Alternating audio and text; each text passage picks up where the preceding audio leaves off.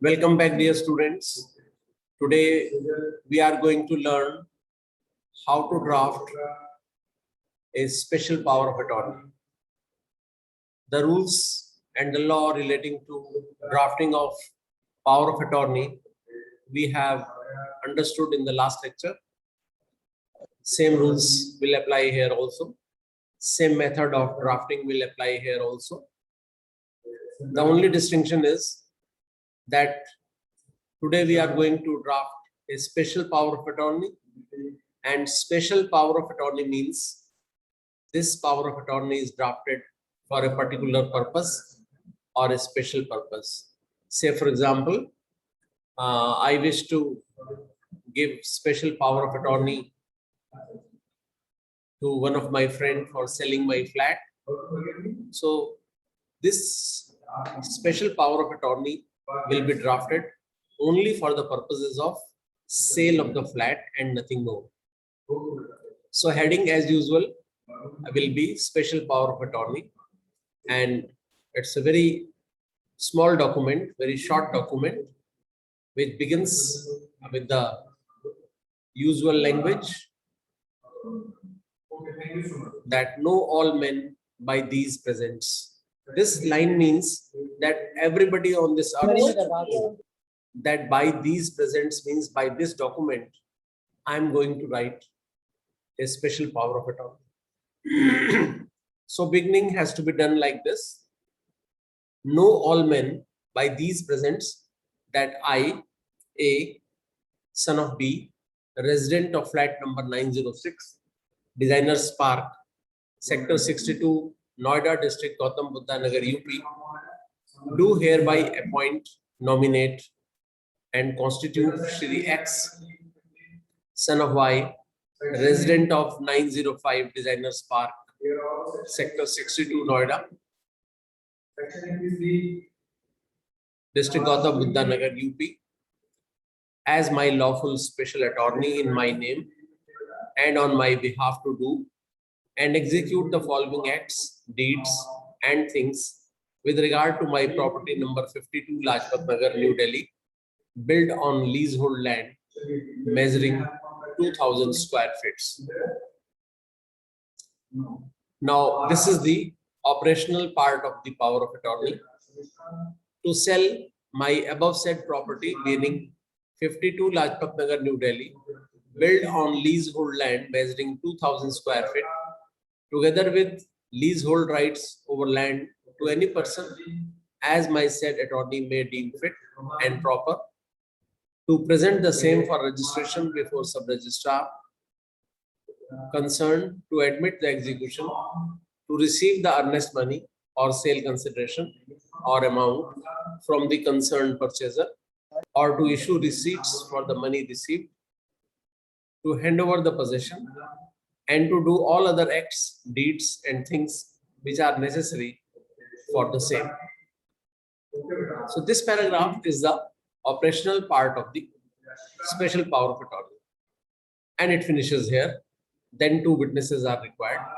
In witness whereof I, A, son of B, have signed this special power of attorney on this first day of January 2017.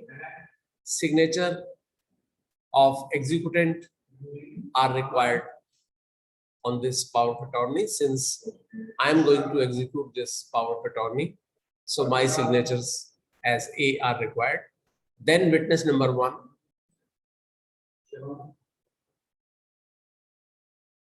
The signature of witness number 1 are required. His complete name and address, like C, son of D, resident of flat number 510, Designers Park, Sector 62, Noida, Gautam Buddha Nagar, UP. Then witness number 2, his signature are also required, like complete address also to be given. E, son of F, resident of flat number 511, Designers Park, Sector 62, Noida, Gautam Buddha. So complete name and address is to be mentioned so far as the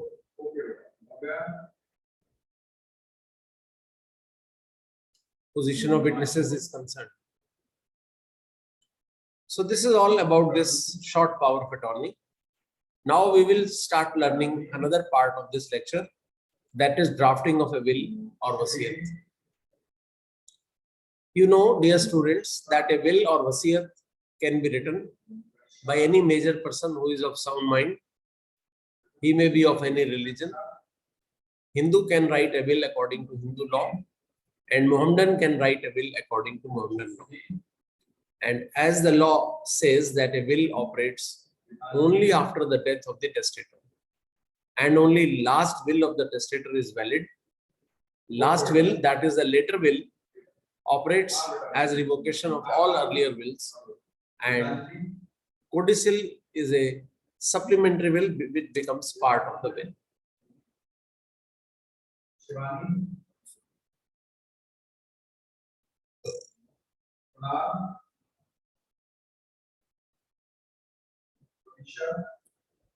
Then will under Hindu law, you should know the law, what Hindu law says.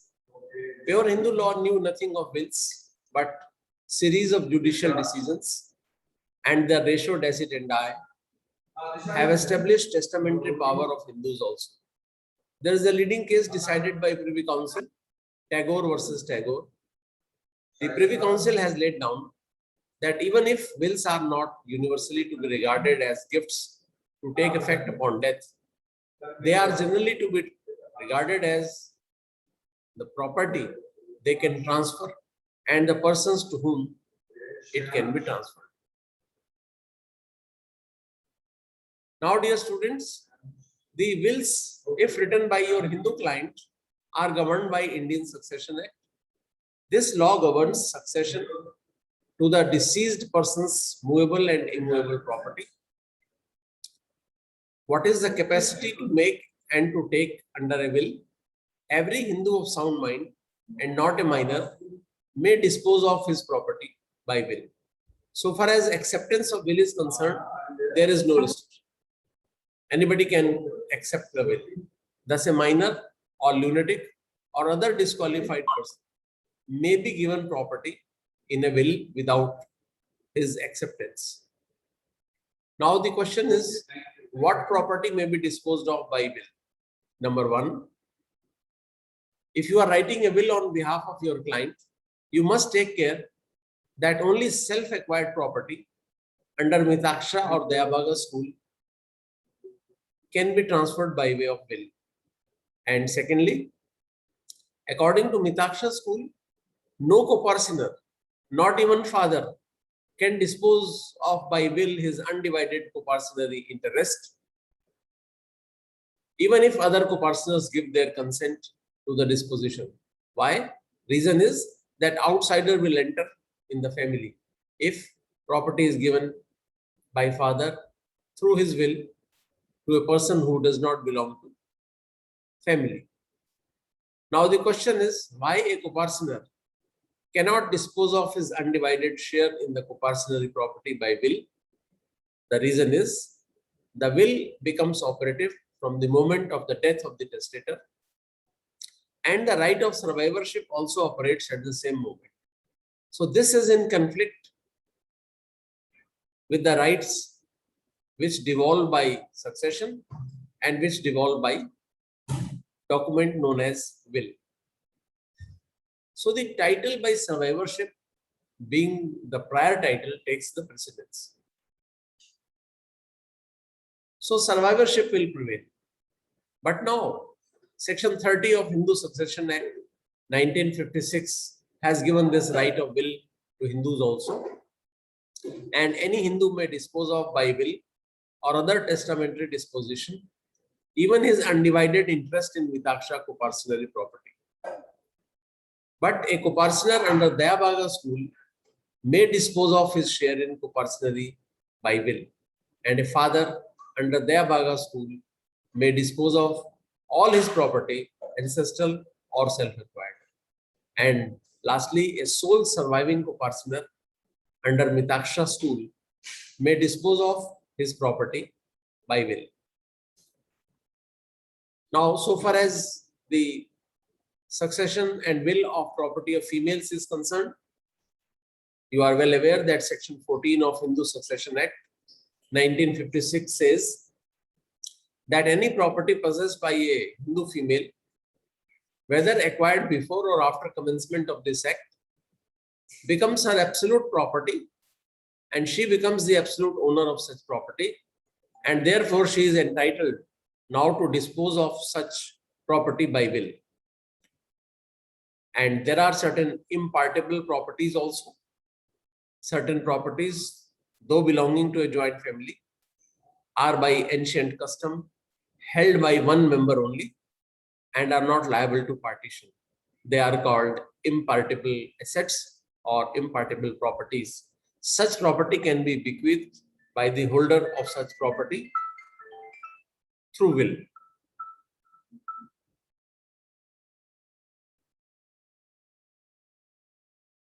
Now, dear students, you should also know that confirmation of a will is known as a probate certificate, and taking of probate is not compulsory according to our law. This was a position with reference to a client which belongs to Hindu religion. Now, if a Mohammedan client comes to you, you are an advocate and you are going to draft will on behalf of a Mohammedan client, you should know the Mohammedan law also. Because drafting is nothing but a mixture of law and facts. You should know the law beforehand,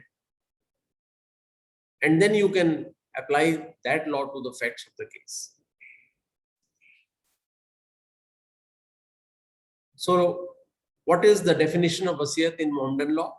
It is the same, that a will or wasiyat may be defined as a conferment of a right of property in a specific thing, or in a profit or a gratuity to take effect on the death of the testator.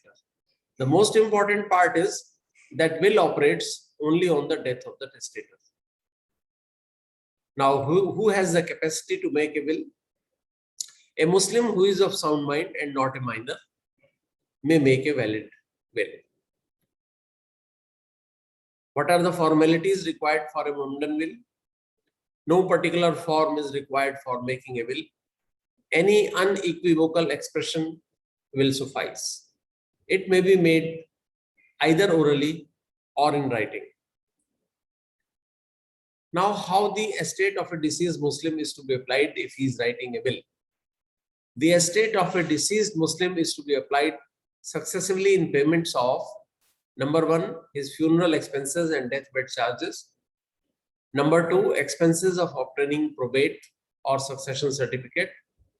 Third, wages due for services rendered to the deceased within 3 months, next preceding his death, by any labor, artisan or domestic servant. Fourth, other debts of the deceased. And then legacies not exceeding 1/3 of what remains after all the above payments have been made. Only 1/3 of the total assets after deducting all these expenses can be willed away by your Mohammedan client in favor of a third person. But in favor of an heir, not even a single penny can be given by will by a Mohammedan client. The reason is that after the death of the testator, there will be a big fight between the legal representatives if the property is given only to one, excluding the others. So, dear students, now it is very clear that a Muslim cannot dispose of by will more than 1/3 of what remains of his property after payment of his funeral expenses and debts, and remaining 2/3 must go to his legal heir by succession. Now the question is, what kind of property may be willed away by a Mohammedan client?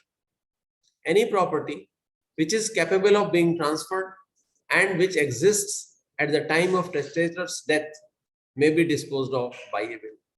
The testator must be the owner of the property Obviously, property of another person cannot be transferred by will. There are certain restrictions which I told you. Number one restriction is will in favor of an heir. A will in favor of an heir, even of a single penny, I told you, is invalid unless the other heirs consent to it after the death of the testator. And secondly, will to an unborn person, Sunni law and Shia laws are different. If your Mohammedan client is making will of property in favor of unborn person, then Sunni law says that a bequest or will to an unborn person is void, but a bequest in favor of child in womb is valid, provided the child is born within 6 months of the date of the will. Shia law says that a will or bequest to a child in womb is valid if child is born in the longest period of gestation, that is 10 lunar months. Now, what will be the position of a person in whose favor a will has been written and he murders the testator so that he may get money quickly? Because the will operates on the death of the testator, so the beneficiary has murdered the testator. Sunni law says that a bequest to a person who causes death of the testator is void, whether death was caused intentionally or accidentally. But Shia law says that a legatee who causes the death of the testator is disentitled to take the legacy only if he causes the death intentionally, but not if the death was caused by accident. And dear students, I told you earlier also that a Muslim cannot dispose of by will more than 1/3 of his property in favor of an outsider who is not an heir, and the remaining 2/3 must go to his heirs by succession. And any will, any bequest in excess of legal third cannot take effect and will abate proportionately unless all the heirs give their consent after the death of the testator to the excess taking effect. If they give consent after the death, then there is no dispute. Dispute arises when the remaining heirs will not give, or they are not ready to give their consent after the death of the testator. Then creation of unknown estates by will are not recognized in Mohammedan law. Likewise, bequest in future, a will in future, or will of a contingent property, contingent bequests are void under Muslim law. So far as revocation of will is concerned, a testator may at any time revoke his will expressly or tacitly. When the testator destroys the subject matter of the will or completely alters its nature or transfers it to another person, a revocation of will can be inferred. And lapsing the will or lapse of legacy, again Sunni law says that if legatee does not survive the testator, suppose legatee dies before the testator, then will shall lapse and forms the part of the estate of the testator. Meaning thereby, on the date of death of the testator, the beneficiary or legatee in whose favor will is written must be in existence. Shia law says if the legatee does not survive the testator, the legacy would not lapse and will pass on to the heirs of legatee. If the legatee has no heirs, then of course legacy will lapse. So dear students, with this background knowledge at the back of the mind, now we will start drafting a will or wasiyat of a Hindu woman. The heading will be will or wasiyat. Opening paragraph will be written like this: I, Rama Devi, say Rama Devi is your client and you are writing a will on behalf of Rama Devi. So you will draft it like this: I, Rama Devi, daughter of late Shri Nand Lal, aged about 63 years, resident of 1234 Kamla Nagar, Delhi, Hindu by religion. You will have to mention the religion. Hindu by religion, hereby makes this last will and testament, which contains my desire for the enjoyment of properties that I die possessed of. I therefore hereby make the following will or testament by my own free will and in full senses. This will cancels all my previous wills or codicils made up to this day. This testament shall take effect only on my demise, and till such time I shall continue to own and enjoy the properties that I own. Next para. Whereas I am having one son named Mr. A and three daughters, namely Shrimati B, C, and D. And whereas all my daughters are married and well off, and I have spent sufficient amount in their respective marriages, and I have done all that I could do for them according to my status, resources, and circumstances. And therefore, I do not wish to bequeath anything in their favor. Mataji does not want to give anything to her daughters. And whereas, besides other assets, I am owning a double-story house built on plot measuring 200 square yards, bearing number 1234 Kamla Nagar, Delhi.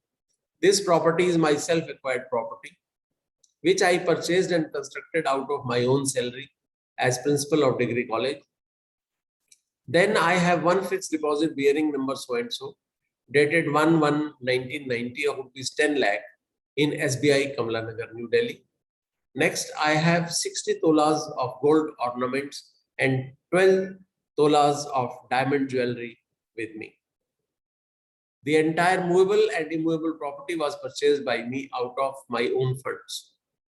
Thus, entire property mentioned in this will is my self-acquired property. See, this is the most important ingredient of a will, that property must be self-acquired. So you are mentioning here, thus, entire property mentioned in this will is my self-acquired property, and nobody else, even my husband, had not contributed in purchasing the said properties. I therefore hereby bequeath absolutely and forever the whole of my estate, whether movable or immovable, wherever and howsoever the same may be.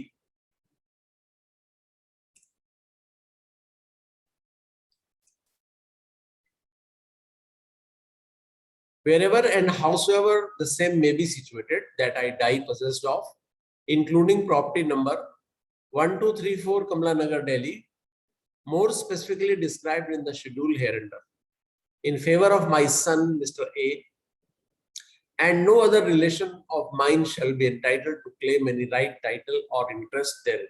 So, Rama Devi is giving her entire assets to her son, excluding the daughters.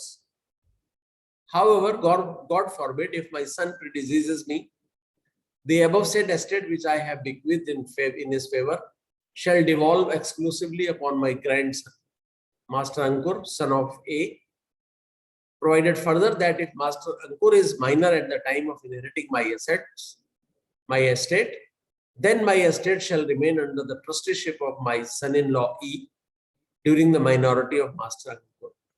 So these are the directions of your client. This is now schedule of property bequeathed. All that property number 1234 Kamla Nagar, New Delhi, built on a plot area of 200 square yards, bounded and butted as under. On the northern side, there is Municipal Park. South, Kamla Nagar Road is there. On eastern side, house number 1235 of Mr. N.P. Sharma. Western side, house number 1249 of Mr. V.N. Shukla. And second item is fixed deposit bearing number so-and-so, dated 1/1/1990 of rupees 10 lakh in SBI Kamla Nagar, New Delhi. Shrimati Rama Devi has signed and executed this will in our presence, and we are attesting the same as witnesses in her presence. So first of all, signature of Rama Devi are to be obtained, then signature of witness number 1 with complete name and address, then signature of witness number 2 with complete name and address. Then you will draft the date of this will is 1st Feb 1991. Then who has typed this will? Because you are an advocate, you are not going to type it. It is typed by Mr. Saman, typist signature. of the summons are required. Who has drafted this will? Now here your signatures are required, being an advocate, drafted by ABC advocate, and his signatures are also required with complete address. So dear student, this is how you will draft a will on behalf of your Hindu client.